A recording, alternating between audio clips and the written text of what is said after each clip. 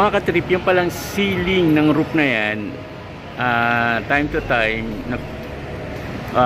meron siyang light, iba't ibang colors yung lights niya.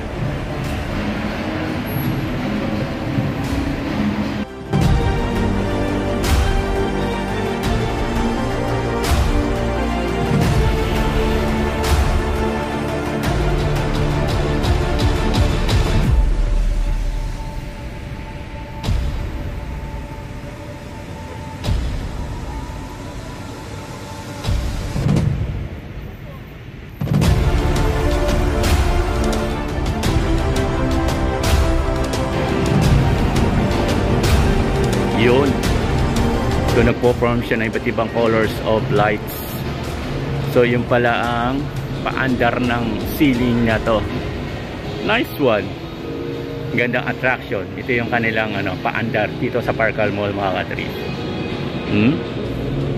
Parang bubukan liwayway na may rainbow. Amazing.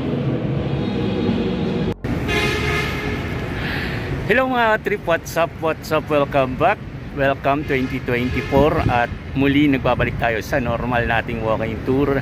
Ito mga nakaraan, especially last year, nag-walking tour tayo sa mga malls, especially na may mga Christmas display. So let's see na hindi natin napuntahan itong Parkal Mall dito sa Parañaque, and papasyalan muli natin to after 6 months natin itong napuntahan at dun sa opening nila last July, August 2023. Correct me if I'm wrong. So pasyalan muli natin ang Parkal kung ano na ang kalagayan, situation ng mall na to after 6 months. So hindi natin to napasyalan itong holiday seasons, pero hahabol tayo kung anong situation dito. Well, today is January 11, 2024, mga katrip. At kung ngayon ka palang nakapasyal sa akin channel, so subscribe na at i-click mo yung bell na yan para ma-notify ka ni YouTube sa mga latest video vlog na pinopost ko. And please do not skip ads. At thank you. Naging fruitful at grateful ang 2023 natin. Bagamat kailangan natin pang pagandahin ng ating pagbablog ngayong 2024 at may mga suggestions sila na maiba naman yung aking estilo, more content, travel, and etc. So ngayon, puntahan natin itong Parkal Mall.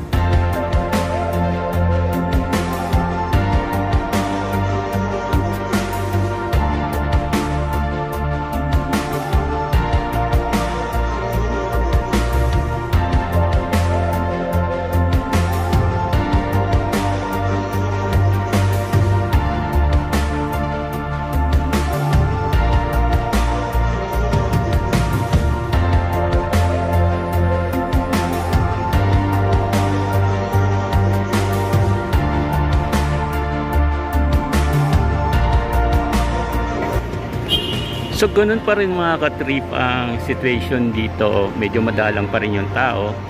At makikita mo naman na kung ano yung pinunta natin last time, ganun pa rin dito. Maganda yung place na to mga ka-trip, itong Parkal Mall. Napaka-relaxing at saka hindi siya crowded na punta ka sa ibang mall talaga namang medyo yung ingay. Pero dito napaka-solemn. Mapipil mo na pwede kang mag-walking tour na nakaka-relax. So nakikita nyo naman, napakalinis ng paligid at masasabi mo talaga na very peaceful ang mall na to.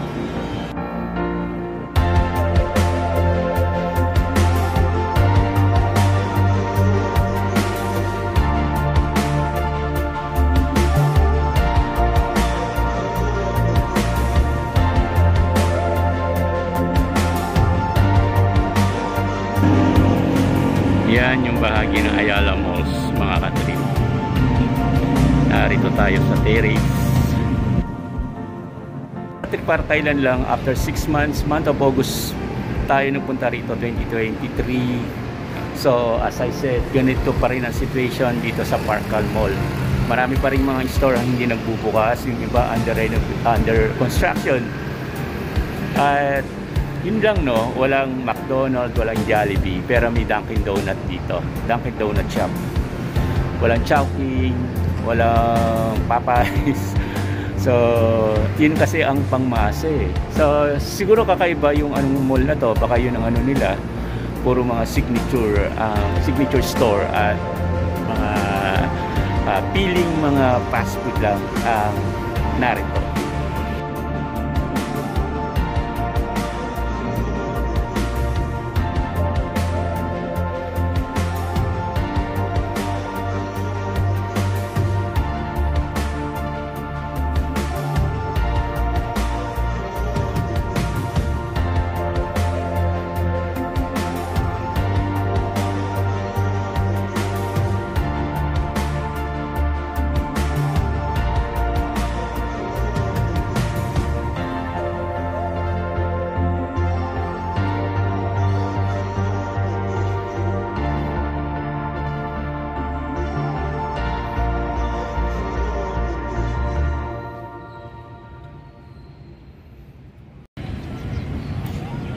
Ito mga ka-trip yung church na gusto kong pasyalan minsan at makasimba tayo, pero hindi ko alam kung anong name ng church nito. Pero ang ganda no, di ba?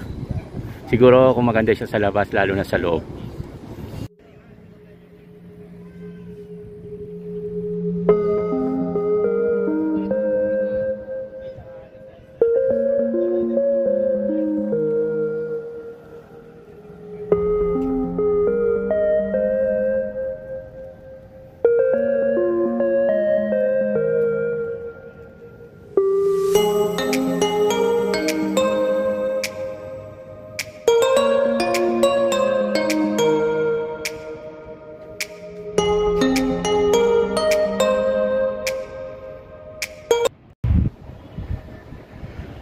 Ang ganda talaga rito sa Parkal Mall.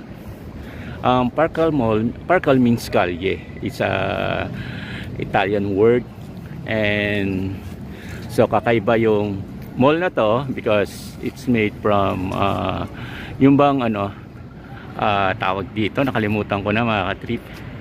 Gawa siya sa mga yan, ano ba yun? I told you guys, ang ganda ng mall na to. Siguro in the coming months, tulad ng sinabi ko mga ka-trip, dito sa gilid ng Parkal Mall, yan, mga under constructions, ongoing construction ng mga condominium. So itong Parkal Mall mga ka-trip, parang it's made from container van, no? It's an Italian style. So makikita nyo naman yung pagka-design niya mga ka-trip, para siyang box, para ka nasa Europe, ika nga.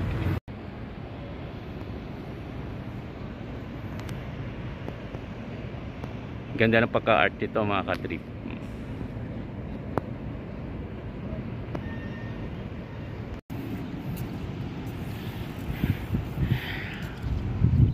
Alam niyo mga katrip, akala ko semento to, made from concrete.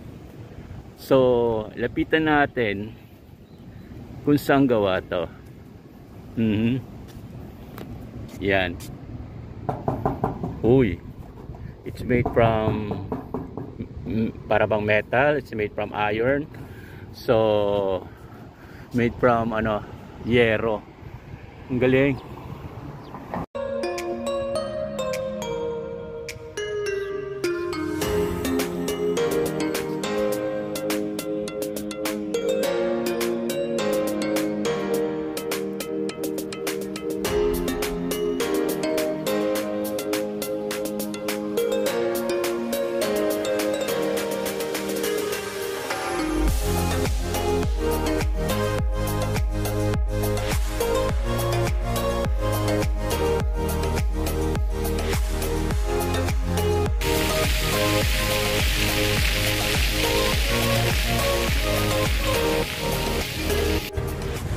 So, thank you mga ka-trip, and hoping nag-enjoy kayo sa ating pagwo-walking tour at nagbalik tayo rito sa Parkal Mall. Until next vlog, and hoping marami pa ako may share sa inyo ngayon 2024. So, please do not skip ads. Malaking tulong yan sa aking channel. And kung may mga suggestion kayo, please comment lang dito sa channel ko. Thank you and God bless sa inyo mga ka-trip.